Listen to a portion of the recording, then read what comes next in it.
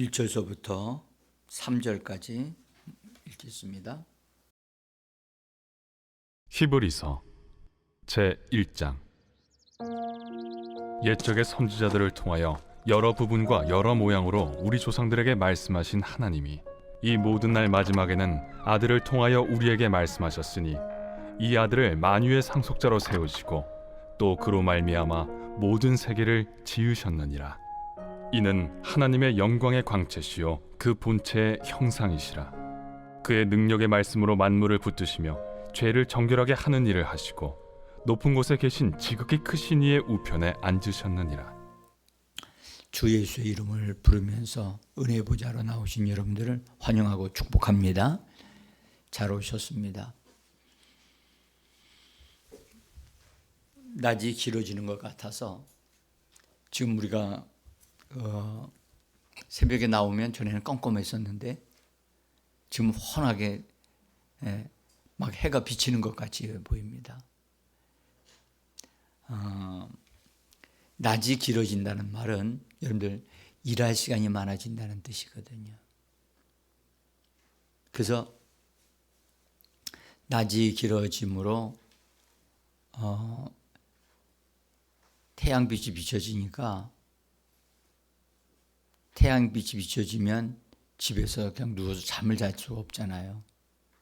태양빛이 막 들어오니까.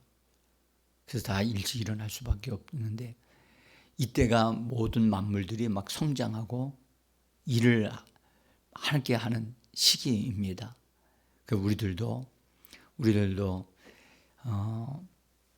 그리스도 안에서 좀 부지런하게 우리 자신들을 올해도 정말 성장시켜서 주님의 역사를 걸맞는 하나님의 사람들이 우리가 세워지는 역사가 있기를 간절히 원합니다. 영적으로 성장하지 않으면 여러분들 하나님의 역사를 이뤄내기가 낼 수가 없어요. 그래서 우리는 하나님을 아는 자, 우리 주 예수 그리스도를 아는 자가 되어져야만 합니다. 자, 우리가 어제 하나님의 보좌가 있고 그 다음에 그리스도의 보좌가 있다 하는 말씀을 드렸는데 히브리서 1장에서 우리가 그리스도께서 이 땅에 오셔서 하나님의 역사를 이루시고 지극히 크신 이의 우편에 앉으셨느니라, 그렇게 앉으신 것을 분명하게 말씀하셨어요. 이분은 만유의 상속자로 세우신 바 되신 그런 분이고, 우리는 그래서 이분을 하나님의 아들이신 그리스도가 우리를 향하여 해주신 말씀을 통하여 믿고 거듭난 하나님의 자녀들이 되어졌습니다. 그래서 예수 그리스도께서 만유의 상속자이시기 때문에 우리들도 하나님의 상속자들이 되어져서 장차 이 땅에서뿐만 아니라 우리도 앞으로 오는 세상에서도 주께서 우리에게 주시는 바 된 것들을 우리가 얻어 누리면서 사는 자들이 되어질 것입니다. 자, 여기에 또 한 구절을 있는데요. 13절, 히브리서 1장 13절을 한번 좀 보세요. 13절 같은 장이라 같이 읽습니다. 어느 때의 전사 중 누구에게 내가 네 원수로 네 발등상이 되게 하기까지 너는 내 우편에 앉아 있으라 하셨느냐. 그래서 그리스도께서 하나님에 의해서 높여지시고 그 다음에 하나님 우편에 앉으신 바 되신 분이 되어져서 하늘의 위치를 가지신 분이 되어져서 영광과 존귀로 관쓰신 그런 분이 되셨다 하는 것을 볼 수가 있는데, 그런데 분명한 것은 13절에서 하나님이 하시는 말씀인데 내가 내 원수로 내 발등상이 되게 하기까지, 우리는 여기서 다시 한번 이 말씀을 좀 잘 보셔야 돼요. 그분이 하늘에 앉으셨어요. 앉으셨는데 그분은 발등상을 가지고 계시대요. 발등상이 뭐죠? 네? 발등상, 발을 올려 놓는 곳이거든요. 근데 거기 하나님께서 내가 네 원수로, 이 원수는 원수 마귀에게 속한 것을 말씀하시죠. 내가 네 원수로 네 발등상이 되게 하기까지 너는 내 우편에 앉아 있으라. 그래서 하나님께서 예수 그리스도께서 이 땅에 오셔서 예수님을 대적하고 반대하는 모든 무리들을 그분의 발등상에 사로잡아 그들의 예수님의 발 앞에 내려놓고 그들을 다스리고 짓밟고 하시도록 하기까지 너는 내 우편에 앉아 있으라. 그 말씀을 하셨어요. 그러면 여러분들, 보좌는 하늘에 있는데 발등상은 어디에 있는 겁니까? 예, 발등상은 이 땅에 있다는 사실을 우리로 하여금 충분히 알게 하지요. 그래서 그리스도의 보좌는 하늘과 땅에 세워진다는 것을 우리는 볼 수가 있어요. 주님이 발등상을 이 땅에 지금 현재 두시기를 원하고 우리를 통해서, 우리 교회를 통해서 원수들을 사로잡아 그리스도의 발 앞에 굴복시켜서 주님이 그들을 우리와 함께 밟기를 원하시는 거예요. 그래서 우리들에게 누가복음에서 말씀하시기를 내가 너에게 뱀과 정갈을 밟으며 원수의 능력을 제어할 권세를 너희에게 주었다라고 말씀을 하셨지요. 그래서 우리는 그리스도인들은 우리가 이 땅에 살면서 그리스도와 하나 되어져서 그리스도의 권세와 능력을 우리를 통해서 원수들에게 실행해서 원수들을 사로잡아 주님 앞에 그들을 굴복시키는 그 역사를 이루어내야 됩니다. 여러분들, 우리나라가 36년 동안 일제에 정말 압박을 받고 고통을 받아서 고통을 당했죠. 그런데 어쨌든 우리의 힘으로가 아니라 국제적인 사건으로 미국에서 일본의 히로시마에 원자 폭탄을 터뜨렸죠. 그래서 엄청난 일이 벌어졌어요. 그래서 항복했어요. 일본 천황이 항복했어요. 항복하는 순간 우리나라는 일본이 지배하고 있었던 그런 모든 활동에서 그들은 다 떠나가야만 됐고 그들은 힘을 쓸 수가 없게 됐어요. 그래서 우리나라에서 일본군들이 우리나라에서 퇴각할 수밖에 없었고 물러갈 수밖에 없어요. 그러나 안 간 사람들도 있었죠. 그러면 우리가 어떻게 했어요?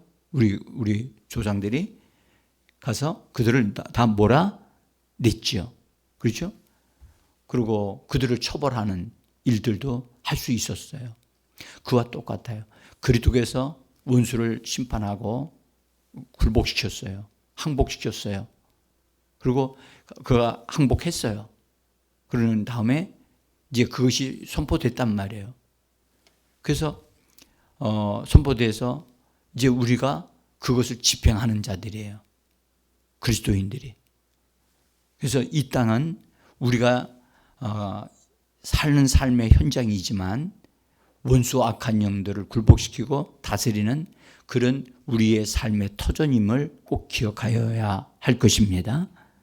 자, 그래서 승천하심으로 인해서 하나님께서 베푸신 오른편에 앉으신 바 이제 되셨는데 그것에 대해서 성경은 이미 여러 가지로 다양하게 말씀을 하셨어요. 계시록 3장 21절에 있는 라오디기아 교회에 하신 말씀인데 한번 읽어봅니다. 이기는 그에게는 내가 내 보좌에 함께 앉게 하여 주기를 내가 이기고 아버지 보좌에 함께 앉은 것과 같이 하리라. 아멘. 자, 라오디게아 교회는 이 요한계시록의 7교회 가운데 맨 마지막에 나오는 교회입니다. 그 교회에 예수님이 약속하여 말씀하신 바 이기는 자가 돼야 된다 라고 하시면서 이기는 사람에게는, 이기는 자들에게는 내가 내 보좌에 함께 앉게 하여 주겠다. 그죠? 보좌에 함께 하겠다라고 하시면서 거기 뒤에 이어서 말씀하기를 내가 이기고 아버지 보좌에 함께 앉은 것과 같이 하리라. 자, 여기 아버지의 보좌가 또 나오죠? 내 보좌가 나오죠? 분명합니까? 예. 이거 지금 이제 새벽에 나와가지고 졸리지만 아주 좀 깨셔서 아버지 보좌에 함께 앉겠다. 예수님이 그러니까 우리가 생각 하나님 우편에 앉았다고 하는 것은 아버지와 함께 하늘 보좌에 앉으신 것과 같은 거거든요. 그래서 아버지 보좌에 함께 앉은 것과 같이 하리라. 그리고 우리들 믿는 자들 중에 이기는 자들에게는 예수님의 보좌에 함께하는 자들이 될 것이다 라고 하는 것을 분명하게 보여주셨어요. 그래서 믿는 자들 가운데도 주님의 보좌에 함께하는 자들이 있음을 분명하게 말씀을 하셨습니다. 누가복음 22장 30절에서는 여기 예수님이 자기 내 나라라고 하셨는데 내 나라 거기에 보좌가 앉는다라고 하는 말씀을 하셨는데 한번 읽어봅니다. 너희로 내 나라에 있어 내 상에서 먹고 마시며 또는 보좌에 앉아 이스라엘 12지파를 다스리게 하려 하노라. 여기 내 나라, 제가 하나님의 나라가 있고 그리스도의 왕국이 있다 말씀을 드렸죠. 그래서 하나님의 나라와 천국은 같은 하나님의 나라이면 틀림이 없지만 하나님의 아들의 나라가 따로 있다고 하는 거 말씀을 드렸죠. 아멘. 제가 하나님의 나라는 믿음으로 가는 나라고, 아들의 나라는 아들의 생명을 가져야 들어갈 수 있는 나라예요. 네? 한번 얘기 들을까요? 여러분들, 이스라엘 백성들이 하나님께 택함을 받은 자들이에요. 그들은 분명히 하나님을 믿었어요. 유일하신 여호와 하나님을 믿었어요. 그러나 여러분들, 그들은 아들이신 예수의 피가 뿌려질 것에 대한 것을 바라보고 믿었지만 그들은 아들이신 예수의 생명을 얻었어요? 못 얻었어요? 얻지 못했단 말이에요. 그래서 하나님의 나라에는 그게 하나님의 아들들의 생명을 얻은 자들이 있고, 그 다음에 죄사함을 받아가지고 깨끗함을 받은 자들로서 하나님께서 이스라엘 백성과 같이 땅에서 사는 백성들이 또 따로 있다고요. 이 부분은 우리가 더 앞으로 깊이 알아가야 할 문제예요. 네? 확실하게 알아야 될 부분인데, 어쨌든 그리스도께서 그분의 나라에, 그분의 왕국에 해서 그 제자들과 함께 뭐 한다고요? 이스라엘 나라 사람들을 뭐 한다고요? 다스린다고 그랬죠? 다스려요. 한번 이거 생각해 보세요.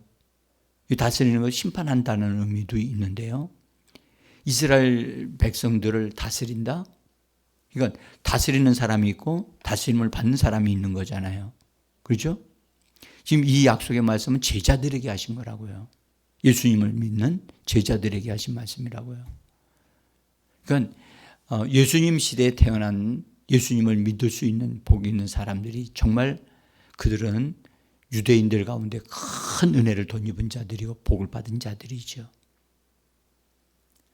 자, 어쨌든 그리스도의 보좌가 하늘에서 세워지거나 땅에 세워지는 것은 여러분 그분의 통치와 심판이 이루어지는 것임을 말씀하고 있어요. 그래서 예수님이 보좌에 앉으셨다 하는 것은 하늘에 앉으심은 하늘로부터 통치가 시작되어진 것이고, 또 하나는 하늘 보좌의 우편에 앉으신 것은 하늘 행정에서 예수 그리스도께서 예수 그리스도를 이 땅에 믿는 사람들로 그런 믿는 자들이 나오고 하나님의 교회가 산출되어 나오도록 하시는 일을 하시는 하늘 행정이 시작되어진 것을 말씀한단 말이에요. 하늘 보좌에 그리스도께 앉으심으로 그리스도께서 이루어 놓으신 일들, 죄 사하심으로부터 시작해서 예수의 생명을 주시고 성령을 받게 해서 하나님의 자녀들이 되고 자녀들이 성장되어 그리스도와 함께 왕노를 할 수 있는 사람들로 만들어 가시는 모든 일정에 예수님이 이루어 놓으신 것들이 이 땅에서 집행되어지도록 실행되어지도록 그분이 그 일을 시작하신다는 것이 바로 취임하신 것과 똑같은 거예요. 그러므로 우리가 여러분들 예수를 믿고 죄사함 받는 것은 하나님의 뜻인 줄 믿습니다. 그리스도께서 이미 이루어 놓으신 것이고, 그다음 우리가 성령 받고 성령의 충만을 받고 성령의 능력으로 하나님의 역사를 이루어내게 되어지는 것, 그것이 우리 주께서 우리를 위해서 다 이미 지불하시고 우리를 위하여 제공해 주시는 것인 줄 믿습니다. 그래서 우리 것인 줄 알고 믿음으로 침노하여 얻어 누리면 정말 그런 사람으로 우리가 되어져 가는 거예요. 자, 그래서 하늘 보좌에서 그분이 보좌에 앉으신 것에 통치 보좌라 그렇게 말할 수 있습니다. 그래서 요한계시록 4장에 가보면 하늘의 보좌에 대한 설명이 4장 한 장 전체가 보좌에 대한 것으로 말씀하고 있어요. 그리고 계속해서 요한계시록에는 보좌를 중심으로 하나님의 일이 집행되어져 나가는 것을 우리가 볼 수가 있어요. 자, 그 다음에 그리스도께서 하늘 보좌에 앉으셨다는 말은, 여러분들 이제 제가 이 부분을 말씀을 어떻게 해드려야 될지 제가 고민하고 있었는데요. 성경에 임금과 구주로 삼으셨다 그렇잖아요. 다른 데는 그리스도와 만왕의 왕, 그리스도와 주가 되게 하셨다는 말씀이 또 나온다고요. 이렇게 여러분들 우리가 구주가 되게 하신 것과 임금이 되게 하신 것은 다른 문제예요. 구주는 구원자가 되게 하시는 거예요. 아멘. 그러니까 구원자로서의 구원하심에 이르게 되어 구원받는 자들이 되어진다는 건 바로 오늘 우리가 구원받은 자들이 되어졌잖아요. 그 축복을 우리가 누리고 있다고요. 자, 어쨌든 그런 일들을 그분이 하실 수 있도록 그분이 하늘에 취임을 하신 거예요. 보좌에 앉으신 거예요. 그래서 지금 그분이 이 땅에 오시기까지 구원의 역사가 이루어져 가야 될 줄 믿습니다. 그분이 다 구원의 역사가 완성이 되어지면, 구원의 역사가 다 이루어지면요, 그분은 이 땅에 오시는 거예요. 그래서 지금 예수 그리스도는 구원자로서 하늘 보좌에 앉으셔서 그 일이 진행되게 하고 계시는 분이세요. 자, 그 다음에 그리스도께서 이 땅에 그분의 보좌를 두신다고 하시는 말씀을 하셨어요. 그런데 이 땅의 보좌가 세워지는데 그것은 앞으로 예수님이 세워 가실 일인데, 거기 제가 기록한 거 한번 보세요. 마태복음 25장 31절입니다. 거기 중간 부분에 찾으신 줄 압니다. 읽습니다. 인자가 자기 영광으로 모든 천사와 함께 올 때에 자기 영광의 보좌에 앉으리니. 인자가 이 땅에 오시는데 그분이 이 땅에 자기 영광으로 천사들과 함께 오실 때에 그때의 영광의 보좌에 앉게 되어진다라고 분명히 말씀을 하셔요. 그건 이 땅에 오시는 분, 그리스도께서 이 땅에 오시는데 무엇으로 오시냐? 그분은 심판자로 재판장으로 그분이 오시는 거예요. 지금은 여러분들 그분은 구원자로서 이 하나님의 역사를 이루고 계시는 거예요. 아멘. 지금은 구원의 때입니다. 그분 구원의 역사가 계속 일어나고 있어요. 그것이 끝나게 되어지면 그분이 내려오시는데 재판장으로 내려오시는 거예요.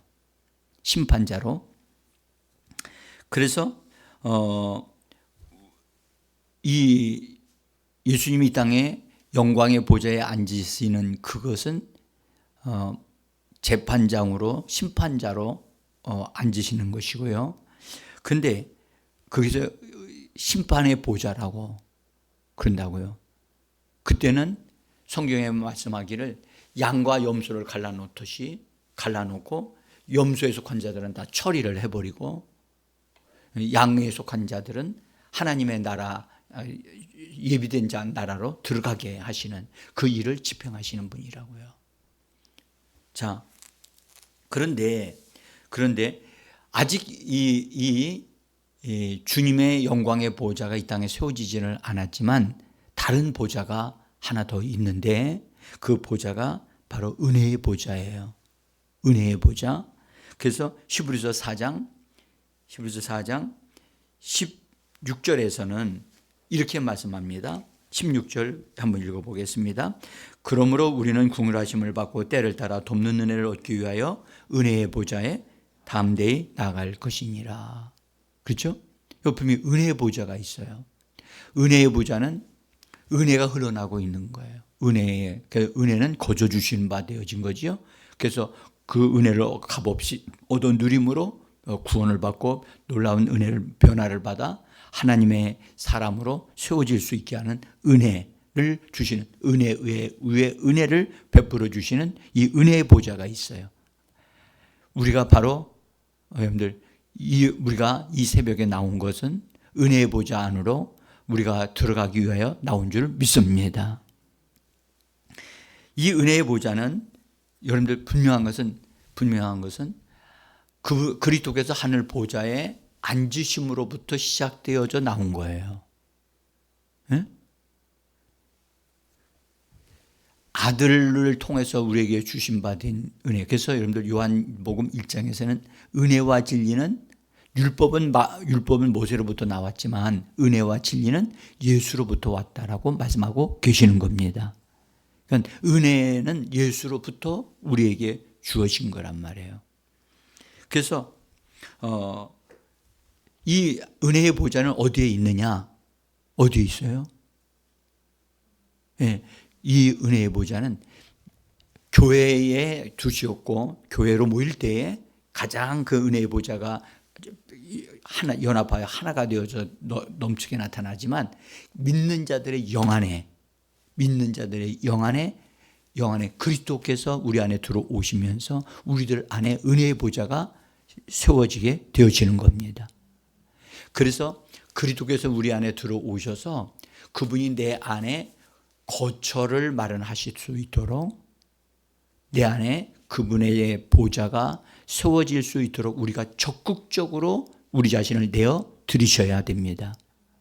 그래서 은혜의 보좌에서 은혜가 흘러나오고 생수의 강이 흘러나오고 그래서 우리 안에서부터 그분이 내 안에 거주하시고 그분의 거처가 마련되었으면서 거기서 우리 자신을 통치하시고 우리 자신을 변화되게 하시는 이 은혜의 보좌가 우리에게 주어진 이것은 전적인 우리 주 예수 그리스도의 은혜인 줄 믿습니다. 여러분들 이 축복을 누리는 사람들이 있고 누리지 못하는 사람들이 있어요. 은혜의 보좌의 축복을 누리는 사람들이 어떤 사람이냐? 기도의 사람들이에요.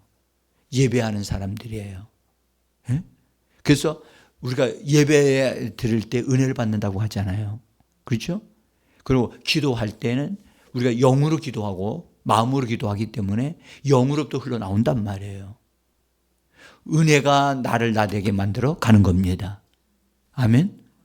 그래서 오늘도 우리는 은혜의 보좌 안에서 공급되어지는 여러분들 신령한 우리 주 예수 그리스도의 어떠하심이 우리에게 공급되어져서 우리를 새롭게 하고 강건케 하는 역사가 예수의 이름으로 일어나게 되는 것입니다. 그래서 주 예수여라고 부르면 여러분 보세요. 입으로는 주 예수라고 부르지만 그 소리가 제일 크게 들리는 데가 어딘지 아시죠? 내 안이란 말이에요. 내 안. 그래서 내 안에 들어오신 그리스도께서 내 안에서 일어나신다고요. 움직이신단 말이에요. 여러분들 사람도 그분의 사람의 이름을 부르면 듣고 깨어나잖아요. 그죠? 깨어나요. 마찬가지로 우리가 주 예수라고 부르면 우리 안에 들어오신 그리스도께서 성령과 성령으로 우리가 그분이 일어나서 우리의 연약함을 도우시고 은혜를 베풀어 주시는 겁니다. 그래서 여러분들 힘드실 때, 너무너무 힘들 때, 여러분들 많은 것을 기도하려고 하지 말고 그냥 주 예수의 이름만 불러도, 주 예수의 이름만 자꾸 많이 부르다가 가셔도 여러분들 힘을 얻게 되는 줄 믿습니다. 그래서 은혜의 보좌 앞에 담대히 들어가라. 그분을 부르면서 들어가시면 돼요. 부르면 그분이 나오셔요. 그분이 나를 이끌어 주셔요. 그래서 주님의 이름을 부르는 자는 새 힘을 얻으리로다. 아멘.